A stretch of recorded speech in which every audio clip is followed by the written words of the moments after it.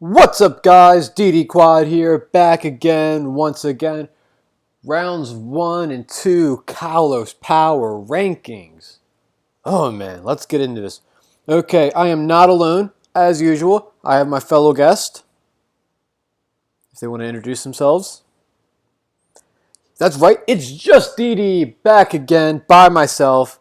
Fortunately, the scheduling issues, so it leaves it just down to one man.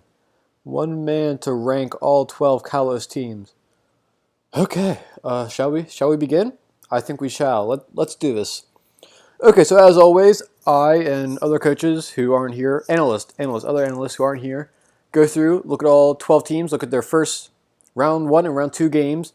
2 games haven't been played yet due to scheduling issues and some absences, so we'll disclude them from the rankings. We'll just ignore them like they aren't even there. And 4 coaches, unfortunately, will only have 1 game played so far. No big deal. I think the coaches are where they should be, regardless of having those games missing. So, totally fine. We're going to start at the bottom with the team that we thought struggled the most in the first 2 rounds.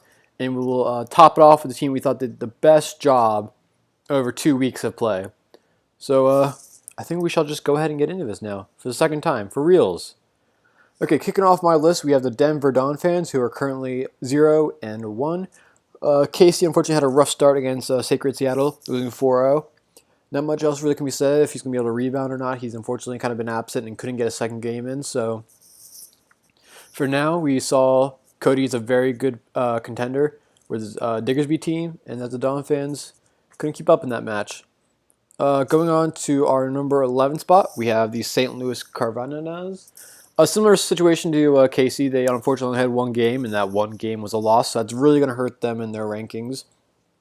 Not much else we can really say about them. Bobby has played his 1 game against the Beijing Drapions, who is a fantastic coach right now. Cody's on fire, so 2 Codys in a row that they've lost to. Anyways, Bobby lost 4-0, so again, very similar to Casey, can't be much said. He does play Noah coming up, which hopefully he can rebound potentially, who knows. See what Noah's doing, but for now, Bobby is going to be another coach at the bottom of this list purely because they're 0-1. What else can you say? Next up, coming in at number 9, we have the Southampton Star Raptors, coached by Lewis. Lewis has had, I don't know, Lewis has been building it extremely well. I thought in both games that he's played, the Perth Persians and against the Tennessee Turtwigs, I thought they were very winnable matchups for him. I thought he prepped extremely well. Unfortunately, a couple key plays kind of messed him up, but I don't think this talks badly or speaks poorly of how he's playing right now. I think he's team building very well. He's using his team very wisely, and he's just 1 step away from getting a win. So both games, unfortunately, ended up in losses for him, putting him down to the number 9 spot in the power rankings, but I think he can definitely turn the season around. It's still early. We're only 2 games in. Anything can happen. Okay, man. This was a lot more fun last week when I had people to talk to, but no biggie. Coming in at number 8 are the Philly Pidgeots. For those who are confused, that used to be the Chicago Bears. Due to various issues, Chicago Bears decided to drop out. We're going to miss him. I think it's unfortunate how that situation played out, but for now, we decided to move Falcon, coach of the Philly Pidgeots, as we just stated. Whatever, we moved him up from D-League. We decided that he deserved an opportunity for various reasons, and we thought he was going to be the best choice. So hopefully he can live up to his expectations and really be a good asset in the Kalos, and hopefully not, do well. So Zvezh played the first 2 rounds. Falcon has had no hand in these 2 games played, and Zvezh came out 1-1. He unfortunately lost to Noah 6-0. A tough game, but he managed to rebound, come back the next week against Seattle, and win 4-0. So the team is very good. Obviously, it's going to have its matchups, as we stated about hyper offense, but at the same time, Zvedge was a very good coach, able to get to 1-1, and then Falcon is going to make some minor changes, which is why he's kind of so low, and hopefully move up from there.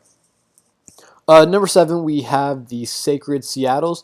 They are currently 1-1, Cody, as we said, beat Casey, but then struggled, as we said, also to beat Zvedge, which is shocking, especially being that he has a bulky offense team that had so much trouble with the hyper offensive team. And this might just be due to some rust or inexperience against the format. I don't know. But Cody's still doing a great job so far with the A12 offense as we joke around. I think he'll continue to have this success, same success level. I think he'll be hovering just around the 7.65 range all season. And hopefully he will continue. Boy, this is really moving fast now. We are already up to number 6, which is Perth Persians, coached by Hale. Hale is also another one. The analysis side. Now, I don't know. I don't. Okay. Anyway, Perth Persians came away with a fantastic win against Lewis. Really took a lot of skill to get that one out, I feel, especially with Lewis putting on so much pressure with Mega Glade. Unfortunately, he did fall to Cody, coached by Beijing Drapions, which is going to be one of the top coaches this season. A lot of people are going to struggle with him, I feel. So Perth had a very good round 1 and 2. He's had a lot of success with Kieran Black. He's had a lot of success. Excuse me. Sorry. Hale's had a lot of success with Mega Aerodactyl as well. So I think really he's going to have a great season with those two already showing the potential to be huge powerhouses. And I think Hale will again kind of be sitting right at that bubble of 6, 5, 4, 3 all season. Moving up to number 4, we have the Sydney Shiftries. James had a fantastic week 1 facing off against the Minnesota Twin Needles, who were kind of projected as one of the top teams coming into round 1 and 2 with such a bulky offensive team. And he really demonstrated how well he team builds, how well he was prepared, and how well he played. All 3 huge aspects, he did well. Unfortunately, James has only played the 1 game. He hasn't not been able to schedule a Casey yet. But I think the Shiftries are going to be winners this season. I think they're going to be competitive. Nothing saying he won't be in. As he gets more and more wins, I'm sure he'll move up. Number 3 on the list, we have the Denver Galvantulas. The first team to get a 6-0 this season. Debate there, but still, 6-0, 6-0. He got the points that he needed. Gives him a huge differential boost. And he did it against a very good Chicago Bears team, which put on pressure on his team the whole time and still played around it. Unfortunately, he has not been able to schedule with Bobby yet as well as another one of the teams that has missing a game. But purely based off his round 1, I think Noah is in great shape this season. He's in great form. He's gonna thrive. He's gonna survive. He's gonna be in the mix for those top spots to move up in the Kanto. Okay, I really miss everybody. This is nice. Okay, let's pick this back up, and now we have our 2-2-0 teams. Shockingly, after 2 weeks, we only had 2 teams that were still 2-0. Again, Denver and the Sydney Shiftries were the only other undefeated teams, but they've only played their 1 game. And both, could definitely are in contention, I guess you could say, to add on to that list, but we'll see how it goes. Anyway, we're going to put the Atlanta Shocks down below the Beijing Drapions, mainly because he could have lost the game. It was very close.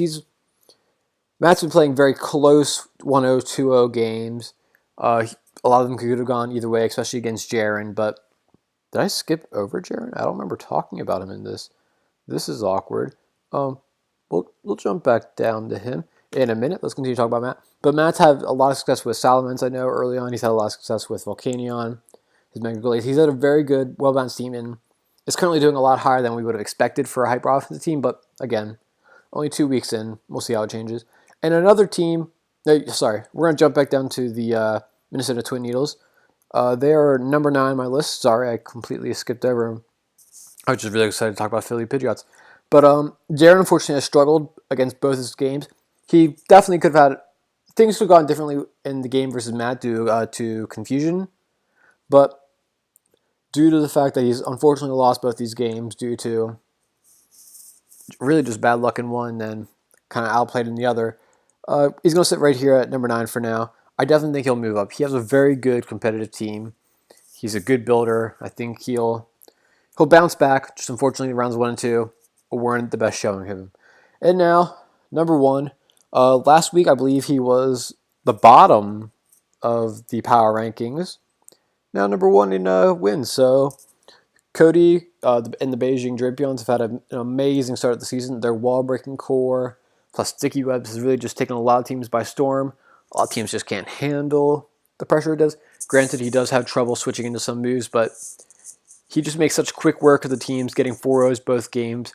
Really puts him ahead on the points race, and I think Cody will be ahead all season. So definitely stay tuned for weeks 3 and 4. Hopefully, we'll have the crew back together. I don't know. I would imagine we probably do at that point. I think we'll have the crew. If not, it'll just be me by myself, kind of lonely. Anyway, guys, definitely leave a comment down below if you agree, disagree, don't really care what I had to say. I think I've said enough. I mean, yeah, definitely leave a comment. Like, if you haven't subscribed, I don't know what you're doing. I don't actually know how you're watching this. Unless, you know. Anyways, I'm going to leave now. I've rambled on plenty long. Peace out.